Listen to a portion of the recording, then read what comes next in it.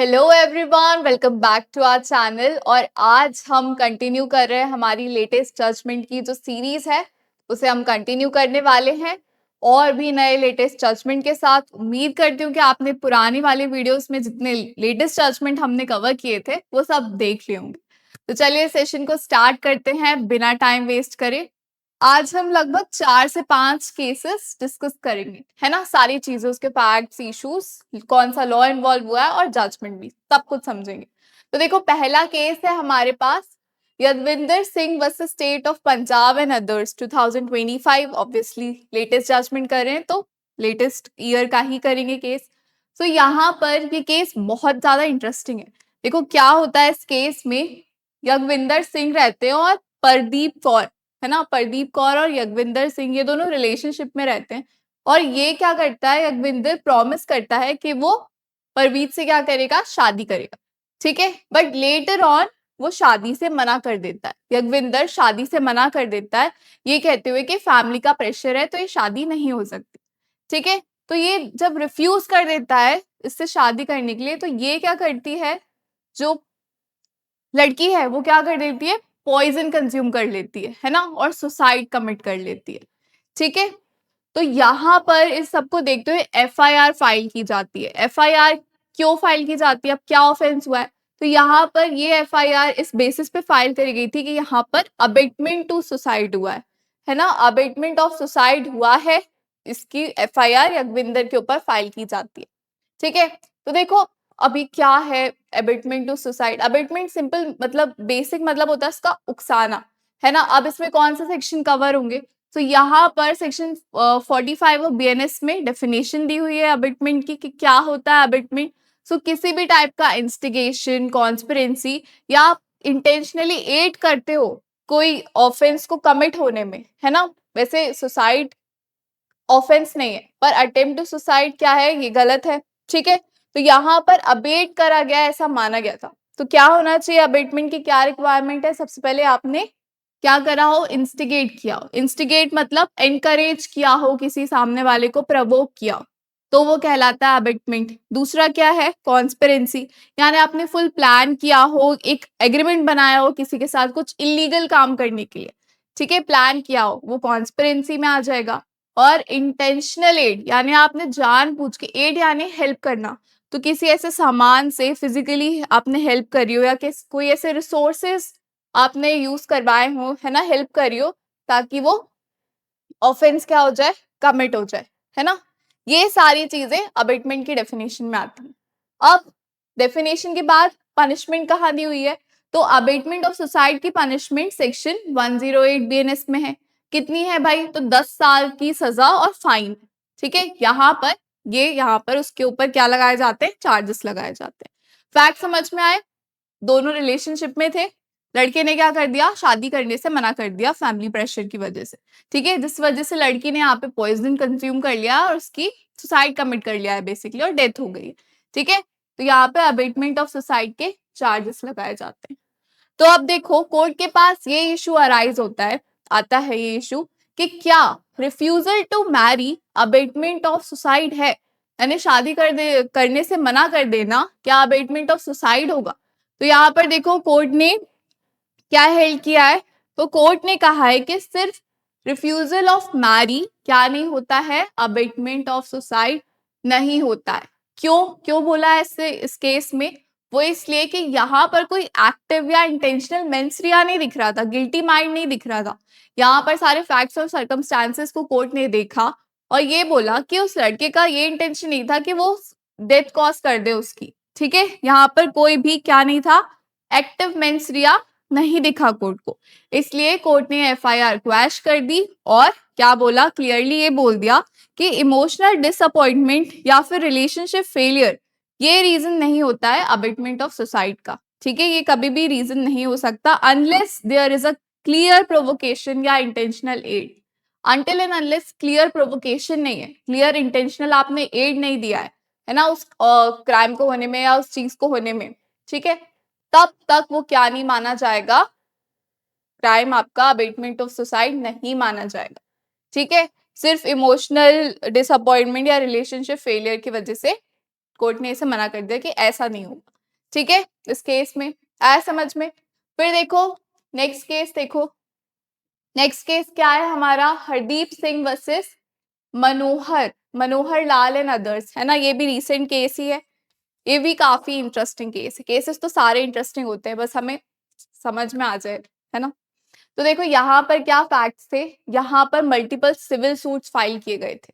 ठीक है, multiple civil suits file करे गए थे जिनकी सेम पार्टीज थे और सिमिलर इश्यूज ही थे, है ना। तो पिटिशनर ने यहाँ पर डिमांड करी कि साहब ये सारे ऑफेंसेस, मतलब ये सारे जो सूट है, ऑफेंसेस बोल रही हूँ, सारे जो सूट है, सिविल सूट है, इनको आप क्या कर दीजिए, सबको क्लब कर दीजिए। क्यों कर दीजिए, क्योंकि टाइम बचेगा, कॉन्फ्लिक्टिंग डायरेक्शन से अवॉइड किया जाएगा, है ना, और बर्डन कोर्ट का कम हो जाएगा। इसलिए पिटिशनर ने ऐसी डिमांड करी थी कि आप सारे केसेस को क्या कर दीजिए, क्लब कर दीजिए। पर ट्रायल कोर्ट ने इसको रिजेक्ट कर दिया, पिटिशनर की डिमांड को रिजेक्ट कर दिया। क्यों भाई, क्यों रिजेक्ट कर दिया? तो ट्रायल कोर्ट ने बोला कि ये क्या है, सेक्शन 10 ऑफ सीपीसी, यानी क्या है सेक्शन 10 ऑफ सीपीसी, क्या है, रेस जुडिकाटा सबजुडाइस है ना, रेस सबजुडाइस।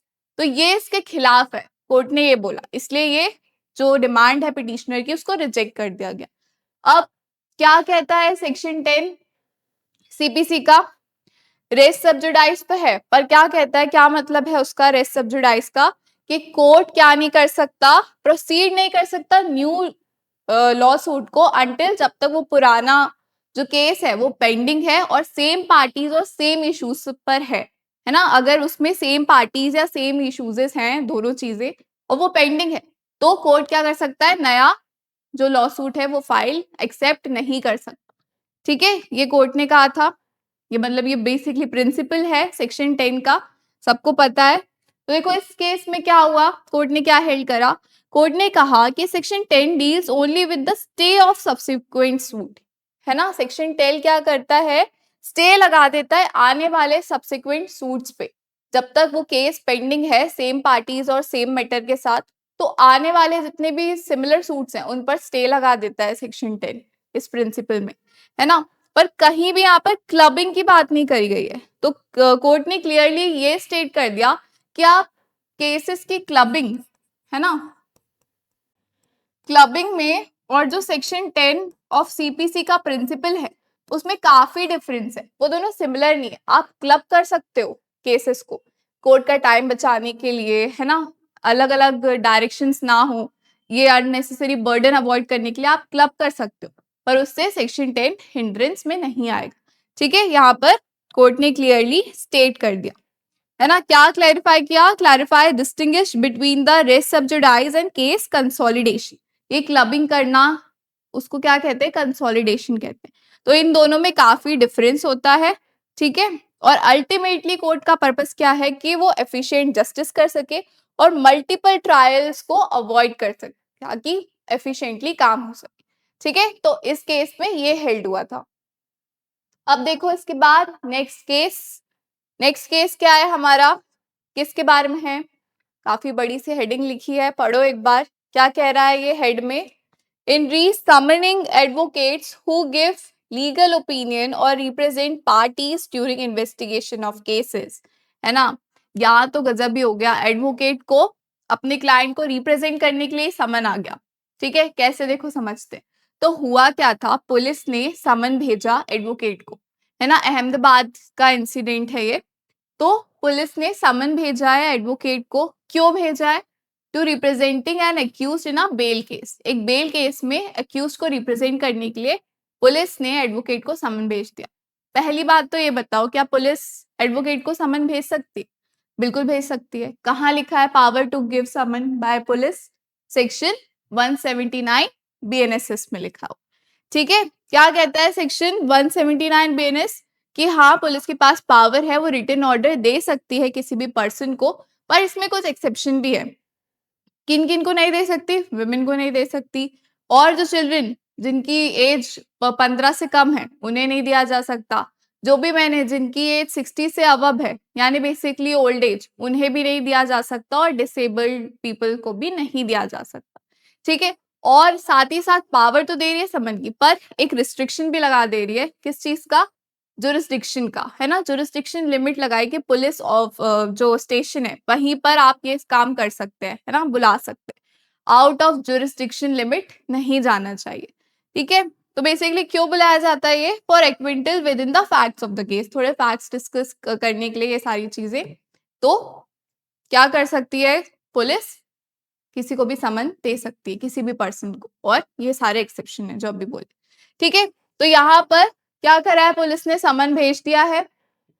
अब आप बताओ क्या सही है, एडवोकेट अपने क्लाइंट को तो रिप्रेजेंट करेगा ही, तो ये समन भेजना सही है क्या, बताओ क्या हुआ है इस केस में। यहाँ पे सारी चीजें डिस्टिंग्विश करिए, मैंने इश्यूज अलग लिखे हैं, लॉ इन्वॉल्व और हेल्ड क्या होता है। तो देखो इशू क्या आ रहा होगा, क्या अराइज हो रहा होगा इस केस से, तो यहाँ पर ये हुआ है अराइज इशू कि कैन इन्वेस्टिगेशन एजेंसीज समन और question advocate merely for giving legal advice और अपीयरिंग फॉर एक्यूज, जो अभी हमने बात करी है ना, कि क्या investigating agencies, police investigating agencies ही है, तो क्या इन्वेस्टिगेटिंग एजेंसी समन या क्वेश्चन कर सकती है एडवोकेट को मेयरली इस ग्राउंड पे कि वो एडवाइस कर रहे हैं या किसी अक्यूज के लिए अपीयर हो रहे हैं, ये इशू अराइज होता है।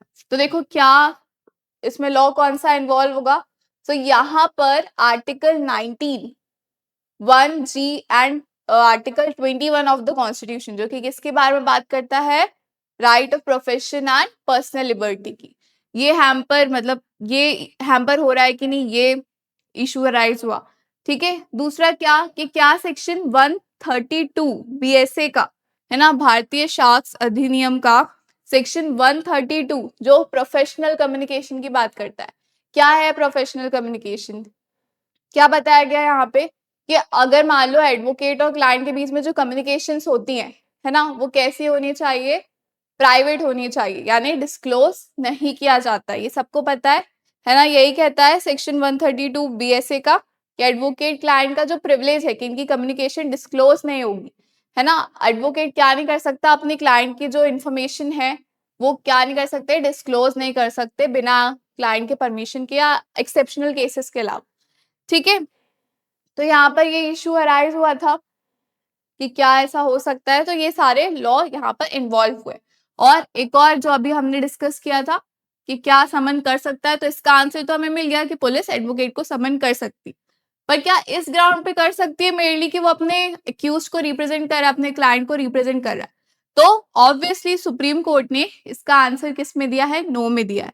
कोर्ट ने ये कहा है, इन्वेस्टिगेशन पढ़ते हैं एक बार, investigating agencies can not summon advocates merely for representing और एडवाइजिंग एन एक्यूज, है ना, इस बेसिस पर तो आप समन नहीं कर सकते हैं किसी भी एडवोकेट को, ओके। क्योंकि ऐसे समन्स क्या कर रहे हैं, एडवोकेट क्लाइंट का जो प्रिविलेज है ना, और इंडिपेंडेंस ऑफ बार है जो, उसको क्या कर रहे हैं, वॉयलेट कर रहे हैं, हैम्पर कर रहे हैं, ठीक है। तो इसलिए यहाँ पर कोर्ट ने ये हेल्ड किया था। आया समझ में, क्लियर हुआ, बेसिक बेसिक सी बातें हैं, जो बेसिक लॉ है हमारा वो इसमें इन्वॉल्व हो रहा है, यूज हो रहा है।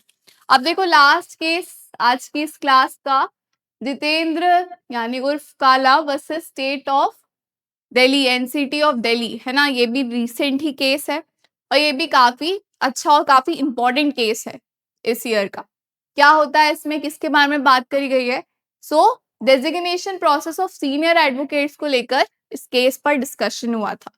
अब देखो क्या होता है इस केस में, समझते हैं। यहाँ पर दो चीजें अराइज, दो इश्यूज अराइज होते हैं, कौन कौन से, सबसे पहला किस बात को लेके, on criteria for senior designation, यानी जो सीनियर एडवोकेट्स हैं, जो सीनियर डेजिग्नेशन के एडवोकेट्स हैं, उनका क्राइटेरिया, यानी उनको किस क्राइटेरिया से हम बता सकते हैं, क्या सिर्फ लेंथ के बेसिस पे जज होगा कि कितनी लेंथ ऑफ प्रैक्टिस है तो वो सीनियर एडवोकेट माने जाएंगे, या फिर कुछ और भी क्वालिटीज होनी चाहिए, ये इशू अराइज हुआ था। और दूसरा क्या, एडवोकेट्स की गाउन को लेके, जो डिफरेंट गाउन प्रैक्टिस करते हैं एडवोकेट्स, उस पर ये डिस्कशन हुआ था। सो ये दो इश्यूज अराइज हुए थे कोर्ट के सामने, है ना, कि सबसे पहला क्या, डेजिग्नेशन ऑफ सीनियर एडवोकेट, क्या सिर्फ लेंथ ऑफ प्रैक्टिस के बेसिस पर ही किसी को सीनियर एडवोकेट बना देना जस्टिसेबल या रैशनल है, ये पहला इशू था।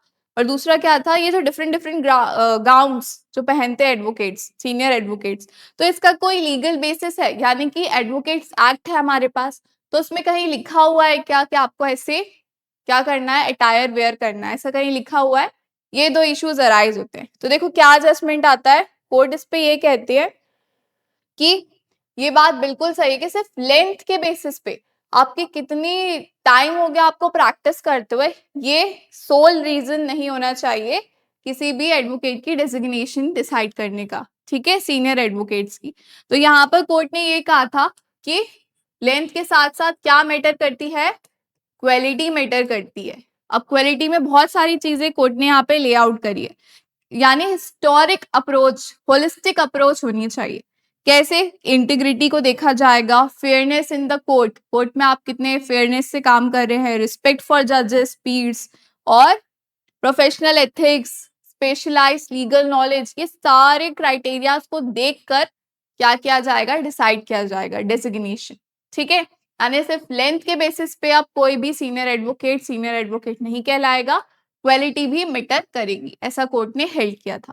और रही बात गाउन्स की, तो गाउन पर कोर्ट ने बिल्कुल, जो लोअर कोर्ट है, उन मतलब दिल्ली का जो कोर्ट है, उन्होंने बिल्कुल भी क्या नहीं करी, टिप्पणी नहीं करी।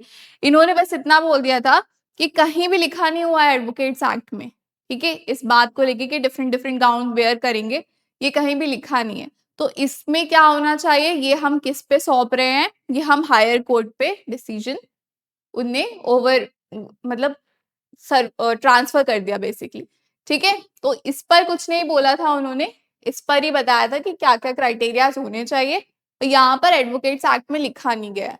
अब होगा क्या आगे, वो हायर कोर्ट देखिए। ओके, तो काफी इंटरेस्टिंग केस थे ये सारे, उम्मीद करती हूँ आपको समझ में आया होगा, है ना। 4 केस हमने आज डिस्कस करे हैं आज की क्लास में।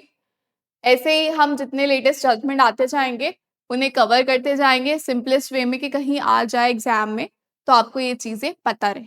ओके, उम्मीद करती हूँ समझ में आया होगा, बता दो समझ में आया नहीं आया। ओके, मिलते रहेंगे ऐसे और भी सेशंस के साथ। Till then, thank you, take care.